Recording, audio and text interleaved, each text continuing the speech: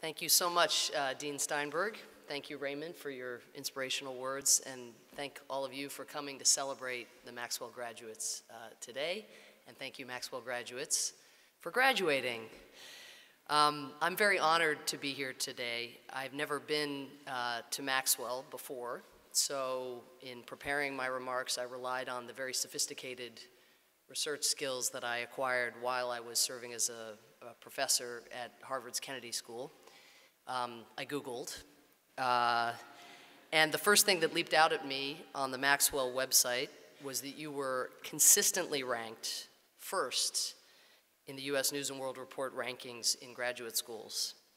Now, being a biased former Kennedy School professor, I thought maybe consistently ranked meant once ranked, like once a while ago. So I upped my Googling game and I went to the US News and World Report website, and there you were right at the top of the site, best public affairs school, #1, best. And I thought, dang, no wonder they managed to snag the Deputy Secretary of State of the United States of America. We should have known in Washington that you didn't steal one of Washington's hottest power couples by bragging about the Syracuse weather. Reading through the convocation program, which you have in your hands today, you graduates give off one overriding impression: seriousness. You are serious people.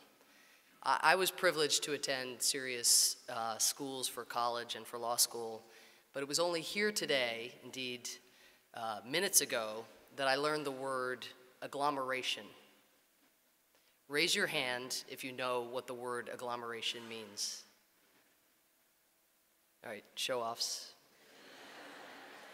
This just goes to show that one of us does not have a Maxwell degree. The range of topics captured in the list of dissertations, again, that you'll see in your program, speak to the intellectual diversity of the Maxwell experience.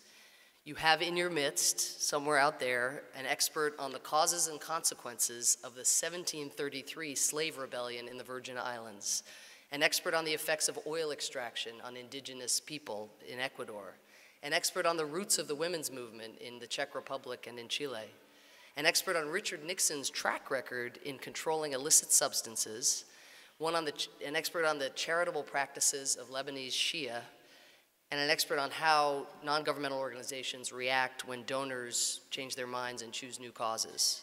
That's serious stuff. Maxwell's motto is a moving one, etched into the lobby of Maxwell Hall and reproduced on the program.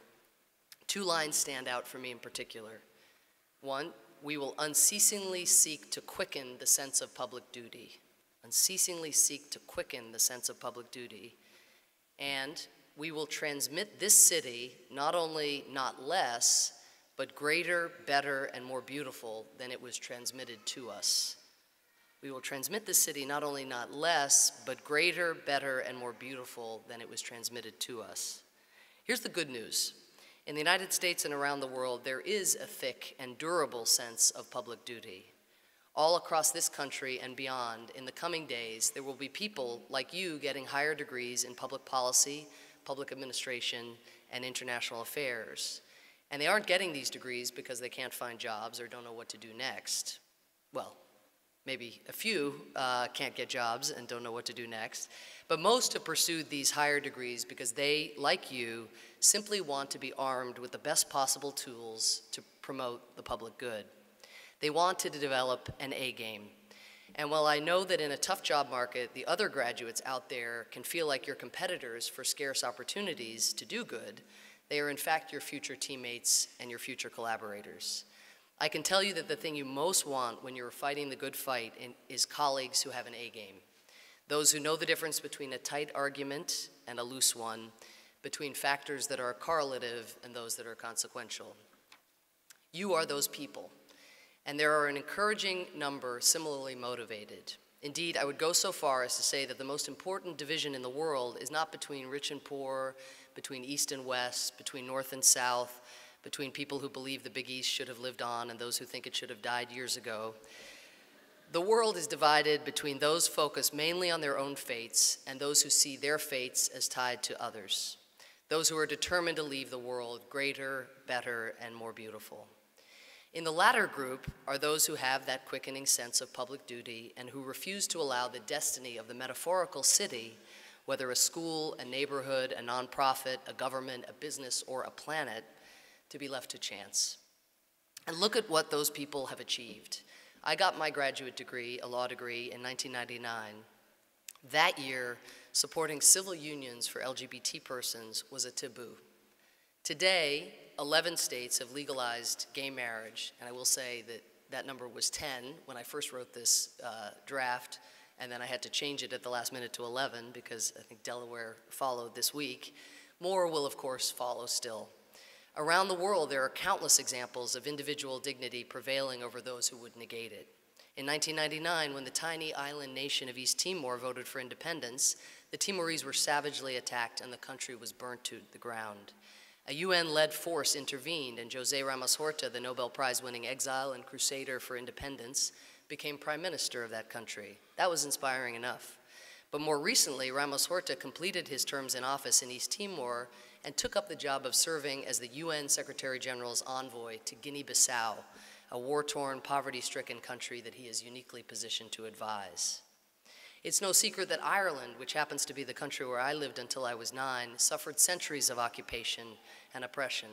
When I was growing up, the mere mention of the British monarchy drew curses and rage. Yet last year, for the first time, Queen Elizabeth traveled to Ireland to pay her respects, and when she did, the country ground to a halt, mesmerized by a royal that they had once ridiculed. And in Burma, a steel-willed lady emerged from 2 decades of house arrest, and after a landslide election victory, she took her place in the parliament as the leader of the opposition. Now, all you may not end up making headline-grabbing change of this nature, like some of these individuals, but look behind each one of the stories that I've just told you. Marriage equality became the signature civil rights issue of our time because of the activism of LGBT persons across this fine land, like those who this year set up the first LGBT chapter at Maxwell. But it also came about because straight people joined them in insisting that equality meant little if it did not mean equality for everybody. Look at the New York Senate Republican Roy McDonald, a Vietnam combat vet, who said in announcing his surprise vote for gay marriage, quote, "I'm tired of Republican and Democrat politics. They can take the job and shove it. I come from a blue-collar background. I'm just trying to do the right thing." How did East Timor, that little country, become independent and then go on to lend to the United Nations one of its favorite sons? Mainly thanks to the brave persistence of the Timorese people, but also because taxpayers in countries like the United States have, year after year, been willing to support the cause of peace far from our shores.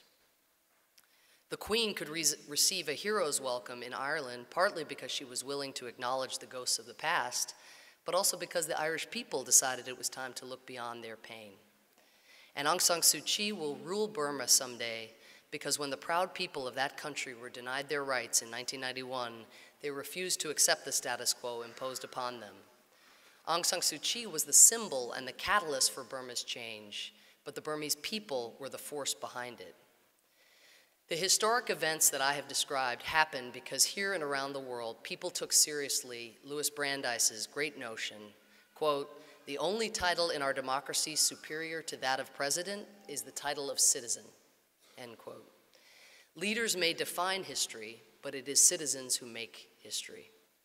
Now, the news around the world today is not all good, which is why you all entering it is so important. We're seeing a surge in isolationism.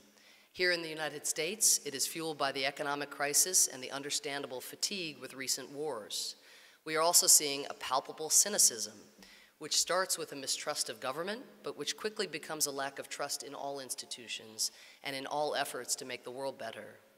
What's more disturbing still is that insularity and mistrust are increasingly accompanied by people's refusal to believe facts that don't conform to their ideological predispositions. In short, there are growing signs that we, and that I mean all of us, have started cherry-picking facts we find convenient and that we have stopped learning. So how do you, with your determination to leave the city greater, better, and more beautiful, break through all of this? and make the difference you came to Maxwell in order to make, I have 3 humble suggestions. First, know something about something. Martha Gellhorn, the legendary war correspondent, used to say, citizenship is a tough occupation. It is tough to be a responsible citizen, and it is tougher still to be an effective one.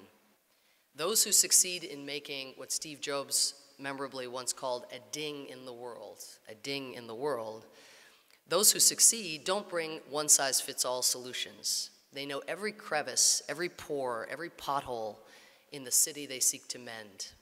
They have a toolbox bursting at the seams. Maybe they speak a language or more than one language. Maybe they know the economic history of a place. They've certainly read everything there is to read. They've gone deep.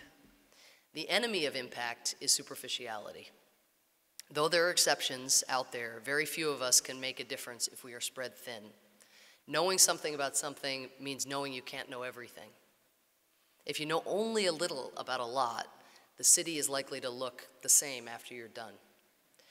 Knowing something about something is also a balm to ideology. The least attractive and least effective approach to problem solving is what's called motivated reasoning. You know where you want to end up ideologically, so you filter out information that doesn't get you there. Daniel Moynihan, one of the spirits who inhabits Maxwell's halls, was famous for never letting ideology get in the way. He once said harshly, "The liberal project began to fail when it began to lie." He argued that on some issues, progressives had stopped asking hard questions, stopped testing original assumptions to see whether they still held, started dodging inconvenient facts and hard truths. Knowing something about something requires more than technical mastery. It requires an open mind. My second tip is my favorite. Never, ever, ever compare your insides to somebody else's outsides. Let me draw again on Daniel Moynihan. Many of you know that he was one of the greatest legislators, thinkers, and statesmen in American history. What you probably do not know is that he was often racked with self-doubt. He was offered an academic job at the University of Chicago, but he didn't think he could handle it. He wrote in his journal, quote, "I am not their equal. Were I to settle among them, they would find it out, and I would know that they had, and that would make it a waste for everyone," end quote. Now, if you had seen Moynihan, you would have seen a man brimming with conviction and self-confidence, but you would have been seeing only his outsides. My best friend in the world, John Prendergast, the great human rights advocate, and I call our heads bat caves. Yes, from Batman. Because we are in our heads so often that sometimes it's hard to concentrate with all the bats swarming around. I'll tell you a little story from government. Soon after candidate Obama won the election in November 2008, I was offered, as Jim mentioned, my dream job to serve President Barack Obama and to help him implement his vision for multilateral affairs, human rights, and the prevention of mass atrocity from the White House. As they say, OMG. When I arrived in Washington with my campaign teammates, I was no newer to my job than many of my peers, but they had these purposeful, directed strides while I staggered around, bewildered by the bureaucracy. I hadn't been there very long when I had my first meeting with President Obama in the Oval Office. Since my own office was not that far away, I left myself 5 minutes to get there. The only trouble was I couldn't find the Oval. Nobody passed out maps of the West Wing. So I went online, again, using my famed Googling skills, and I printed out a small map from the Washington Post website of the West Wing. But it wasn't drawn to scale, and I ended up on the 3rd floor when the Oval, which is actually quite hard to miss, was on the 2nd. And by the time I found my way, I was late to my first meeting with the President of the United States. I was also 7 months pregnant at the time, so I was breathless and I was discombobulated. And when I walked in, the National Security Advisor and the Deputy National Security Advisor were already seated, impatient. I sat down awkwardly, and I set down the water bottle that every pregnant woman keeps nearby and tried to catch my breath before I had to start briefing. Unfortunately, as soon as my battered Poland Springs bottle touched the surface of the centuries-old coffee table in front of me, an aide reached over my shoulder and removed the unsanitary item from the view of the 44th President of the United States. Now, at the time, I thought this was a truly exceptional and exceptionally horrible experience. But it turns out that every single one of my colleagues has told me a version of the story I have just told you, perhaps minus the pregnancy flourishes. When you get out into the real world, it is easy to believe that you, and only you, are the one that doesn't belong. When you join the Environmental Protection Agency, when you take the Foreign Service exam, when you return to your country to start your own business, or, I hope, run for public office, when you walk into a philanthropist's office and make a pitch to raise money to launch your new NGO, and you feel unsafe or unsure, and when everybody else seems to be totally sure of themselves, remember you're only seeing their outsides. There could be a fleet of bats inside. Maybe that understanding will inspire not only a degree of calmness, but also a compassion for others. Every one of you out there has a backstory, and maybe a bat cave. My third and last piece of advice, these degrees are throbbing here, waiting for you, is the most important. Make sure to get a life. I recently left the White House after 4 long years. I had given birth to 2 children while working 7 days a week at the National Security Council, and I was eager to spend real time with them. I got to witness and to work on amazing events in those 4 years. On President Obama's direction, as Dean Steinberg mentioned, the United States launched this formidable anti-corruption initiative called the Open Government Partnership. We successfully pressed for the creation of the new country of South Sudan. We supported the historic democratic change in Burma, and we intervened to prevent a massacre in Libya. As I cleaned out my office and I filed my emails and papers away, however, what moved me most were not the fact sheets and the artifacts of the real-world history that President Obama and his team helped to shape. It was the little Post-it notes and the emails that I had received from my husband, Cass Sunstein, who worked around the hall for me at OIRA as the regulatory czar. These were notes he left on my desk before I gave birth in April 2009. I will say my water broke during the President's remarks on Holocaust Remembrance Day. Notes Cass emailed me after the President delivered rousing addresses before the UN General Assembly. Notes he sent me the weekend Gaddafi fell. Or notes he texted me as I insisted on blackberrying on Middle East peace issues as my contractions for my second child began to make it difficult to type. My point here is simple. Not just another excuse to talk about Cass and how lucky I am, but changing the world is hard. Most of the time, one doesn't get exactly what one wants.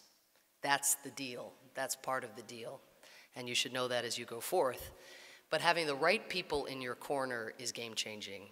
People with whom you can share the grimy details of the day-to-day, who will listen when the city seems to be getting not better and more beautiful, but worse and more tear-stained. You have those people in your corner today. They're here. They're celebrating you.